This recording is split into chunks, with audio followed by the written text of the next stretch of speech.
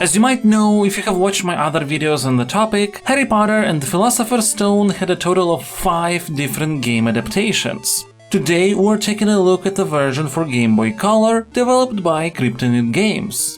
I always respected Kryptonite Games for choosing very intriguing ways to adapt licensed titles, and this Game Boy Color Harry Potter game is unique among its peers in several ways. First, it is not a game focused on real-time action. It is essentially an RPG with turn-based combat. The other big difference is that it is based more on the book than the movie, which in a way is a very smart approach for the purposes of game development. You are less likely to be dependent on getting information or approvals from the movie studios. Of course, there's still the aspect of this type of game usually having a very short development time, which didn't really do this title any favors, but let's dissect everything in order, like always with the help of my Stasocritic scoring system. My name is Stanislav Costiuc, I am a game designer, and this is my review of Harry Potter and the Philosopher's Stone for Game Boy Color, and we start with the design category.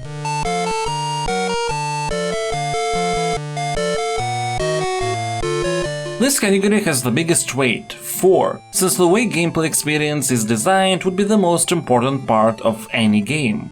Now, I will be quite honest, there is a big difference between what this version of Harry Potter attempts to do, which is quite admirable, and what is the end result, which is very flawed and simplistic. Let's start with taking a look at the game's fascinating goals, because the loop is actually quite complex. At the center of it all we have turn-based combat, which is ultimately the most prominent part of the game. As a result of combat, we get experience points which regularly level us up, helping with battles, as well as after using spells enough times we get an upgraded version of them, and that again feeds back into fights. We also get money called sickles, which can be found while exploring Hogwarts as well. With that currency you can buy equipment supporting character progression, as well as wizard cards, which also can be found while exploring. These cards are not just collectibles, combinations of them can be used in combat for special moves. Now, while exploring you can find some new spells, which is also the case for completing quests that are represented as lessons. Rummaging around is also useful for finding potion recipes and ingredients that are used in crafting. The resulting potions then become a part of the combat system. This schematic essentially shows the whole loop together with the pillars, all of which is wrapped within the world of Harry Potter. Looks really cool, doesn't it? An intricate web of exploration and combat that supports one another, all happening within the wizarding world. Now, sadly, it's time to break it. First, structurally speaking, there are actually some things I have not mentioned that mess up this very nice picture. Equipment can drop as random loot after combat. Wizard cards can also be found the same way, and potion ingredients, and potions themselves.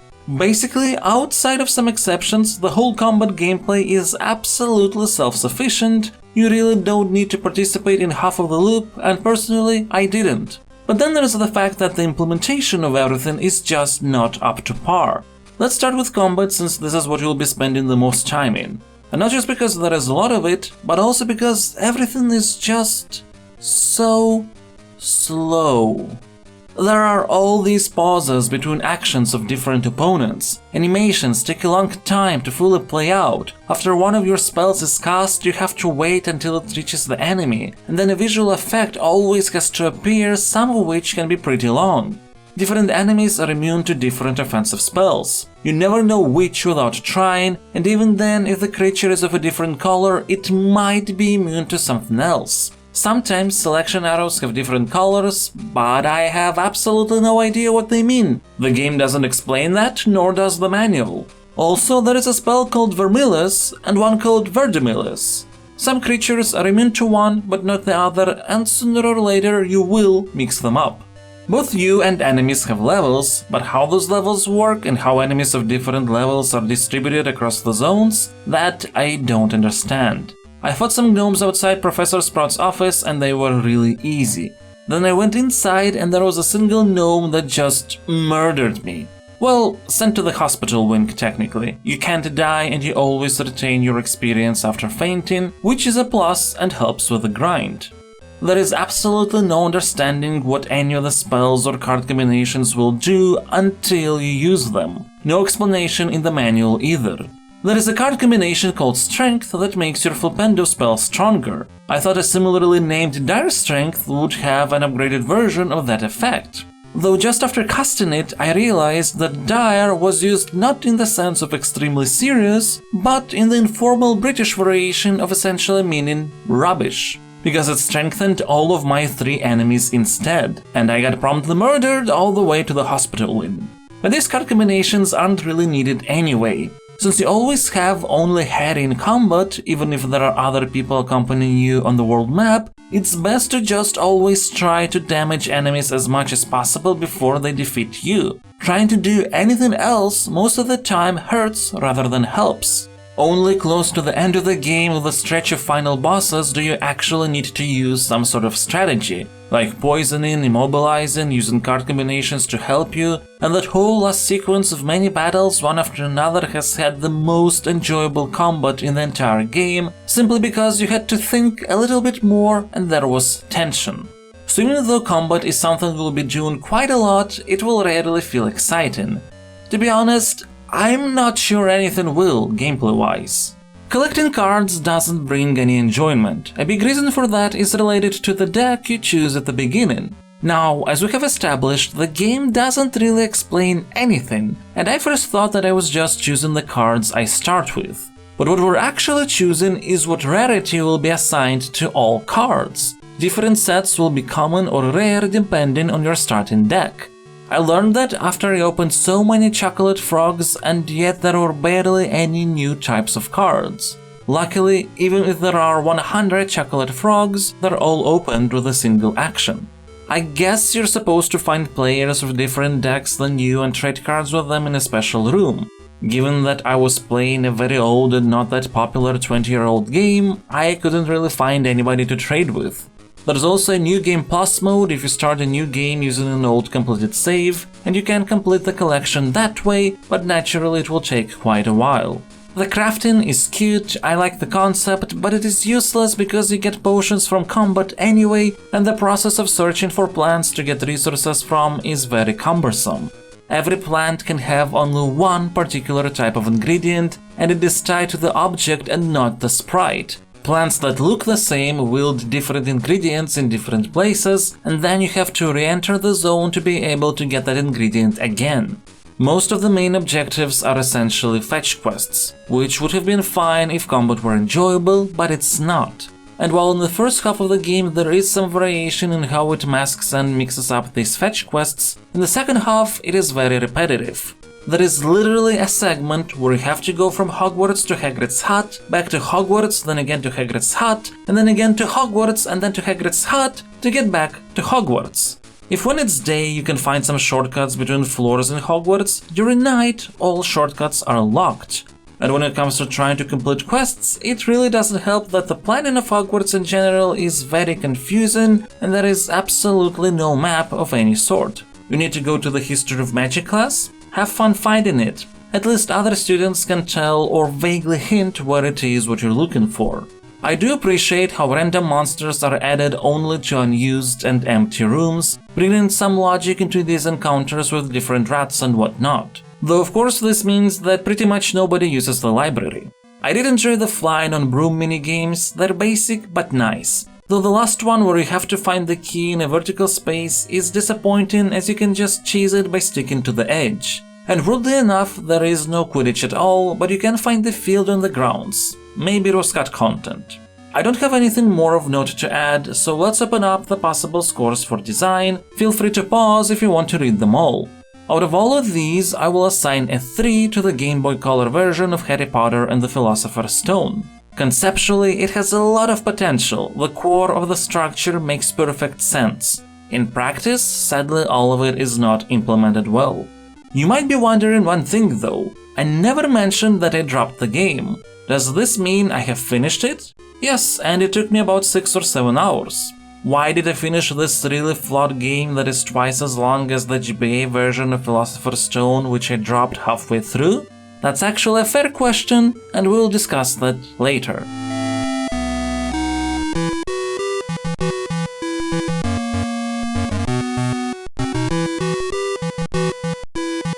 Now let's talk about the next category, context.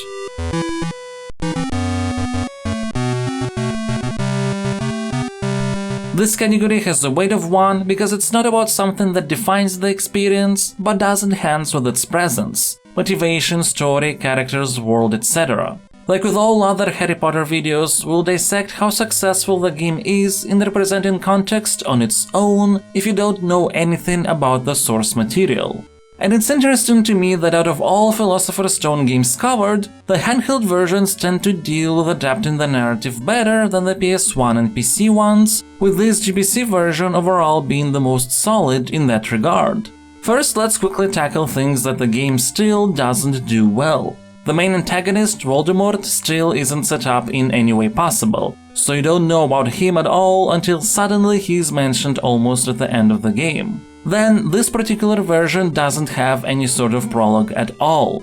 You start in Diagon Alley with no explanation who Harry Potter is, who his parents were, where he lived before, and so on, even though during the game there will be dialogues that assume you know this information, and it's not something you can find in the manual either.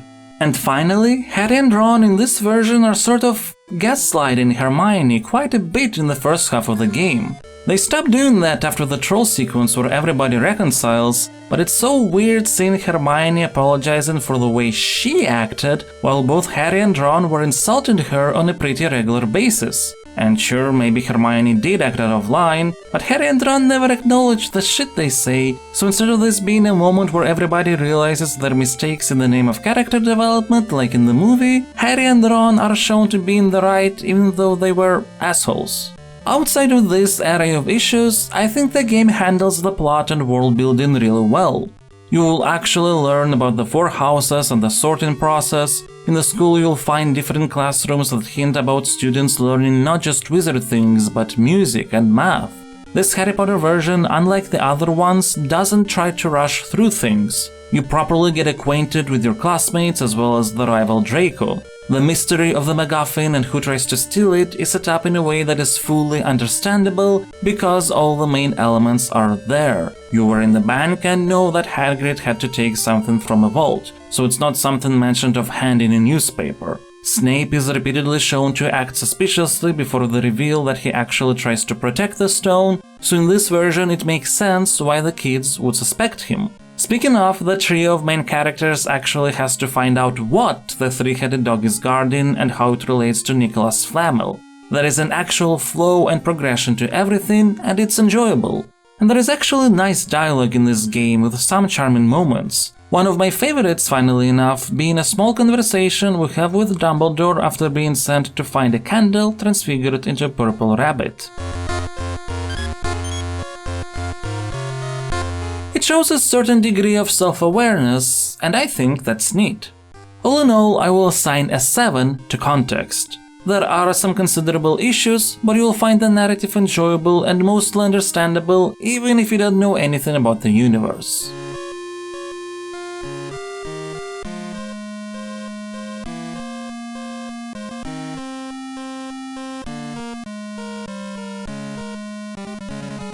Let's move on to aesthetics.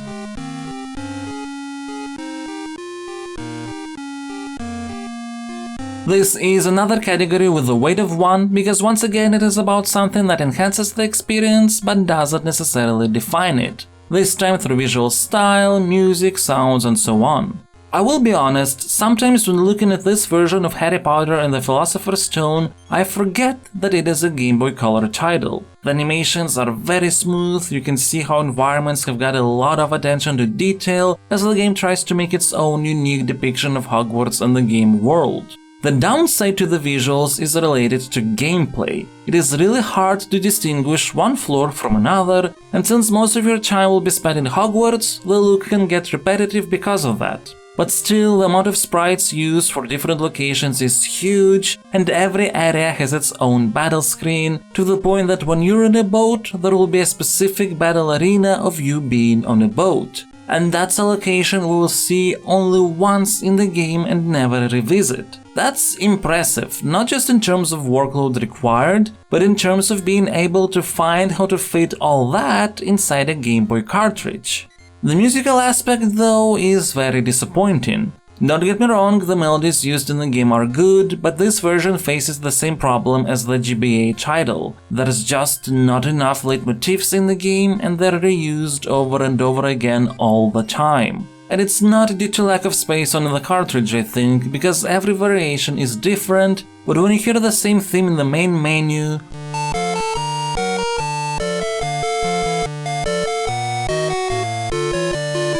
when exploring Hogwarts,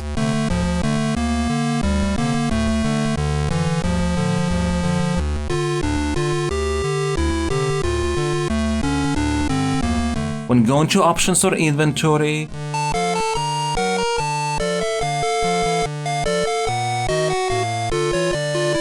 when getting into the dormitory,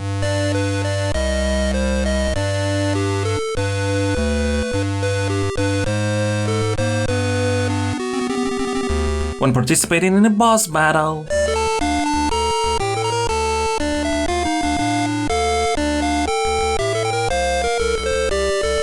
you can see how the musical soundscape can start feeling very repetitive. But overall, if we take a look at all the scores for aesthetics, this version of Harry Potter and the Philosopher's Stone gets assigned a 7. Repetitiveness of music and the number of visuals is a very big issue that makes some things feel more boring than they should be, but still there is a lot of attention to detail, a nice unique visual style that fits the book pretty well, and it all still stays on the positive side despite the flaws.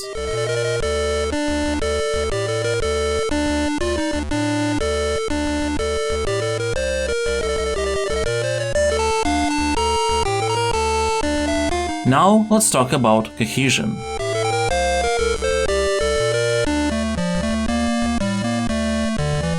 This category has a weight of 2 and it's about how well a game connects all of its different elements together to create a wholesome, holistic experience. And despite the genre of this title being an RPG full of random battles with different creatures, the game does a lot of things to try and make you feel like you're in a Harry Potter experience. You start in Diagon Alley and have to collect all the school supplies, and then get to know people on your way to Hogwarts, after which you go through the Sorting Hat ceremony and get to your classes. Yes, each class is sort of a fetch quest, but you still get this feeling of having to study in the school for witches and wizards.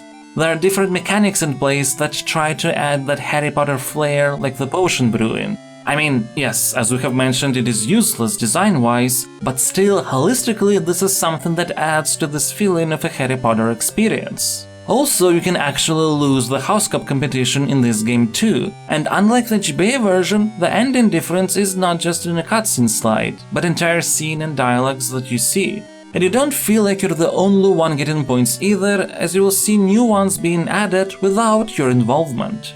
Even the fact that Hogwarts is full of rats and spiders is mitigated by the decision to add those only to the rooms and halls that are not used by people. It is still something that clearly exists just because it is an RPG that needs random monsters to fight, but the game tries to wrap it around some logic. Though there are some really weird things like you having to fight chickens that you'll eventually have to feed to the newly hatched dragon Norbert. Does it help that these chickens become a great way to grind some levels? They pose no challenge and provide a lot of experience points. The most jarring thing for me though is the fact that when you have other people following you around, nobody participates in battles except you. It can make it feel like you're the only one doing all the work, which, well, you do. But regardless, if you open up scores for Cohesion, I will assign a 7 to this version of Harry Potter and the Philosopher's Stone.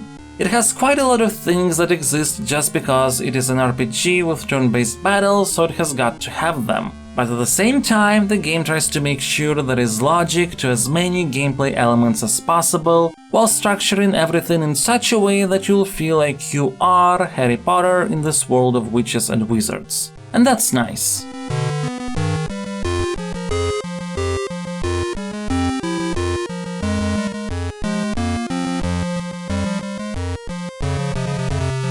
Now we get to our final category, emotions.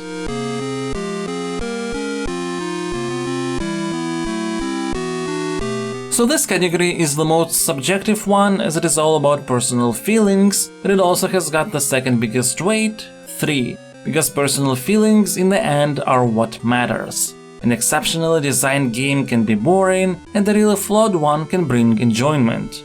And I will be honest, there is a lot I disliked when playing the GBC version of Harry Potter and the Philosopher's Stone. How slow everything felt, the grind, the back and forth between the rudimentary objectives, the uneven difficulty, the lack of spell explanations.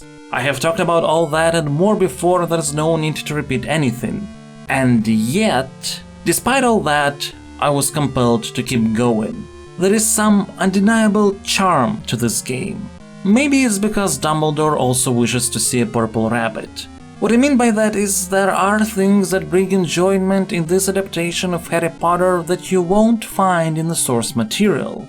And that's why if you open up all the scores, I will assign a 7 to emotions. Yes, that enjoyment will be mixed with frustrating, sometimes infuriating events, at times even with something totally opposite, boredom. And yet I kept going, even though I could have dropped the game at any moment, but I wanted to complete it despite all the issues. Now let's wrap everything up.